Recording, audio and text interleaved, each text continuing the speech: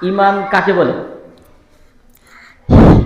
নবী করিম সাল্লাল্লাহু আলাইহি ওয়াসাল্লাম কর্তৃক আনিত সকল বিষয়বলি যা অকাট্য দলিল দ্বারা প্রমাণিত হয়েছে তা নবী করিম সাল্লাল্লাহু আলাইহি ওয়াসাল্লামের উপর আস্থাশীল ও মনে প্রাণে বিশ্বাস করা এবং সাথে সাথে আল্লাহ ব্যতীত সকল কিছুর সাথে সম্পর্কহীন সুস্পষ্টভাবে ঘোষণা দেওয়াকে শরীয়তের পরিভাষায় ঈমান বলে।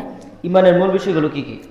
ঈমানের মূল বিষয়গুলো হলো আল্লাহর প্রতি বিশ্বাস, নবী রাসূলগণের প্রতি বিশ্বাস, ফেরেশতাগণের প্রতি বিশ্বাস, আখিরাতের প্রতি বিশ্বাস, তাকদীরের প্রতি বিশ্বাস, আখিরাত বা পরকালের প্রতি বিশ্বাস। ঈমান কিভাবে পূর্ণাঙ্গ বা শক্তিশালী হয়? আল্লাহর আদেশ নির্দেশ সঠিকভাবে পালন করলে ঈমান পূর্ণাঙ্গ বা শক্তিশালী হয়।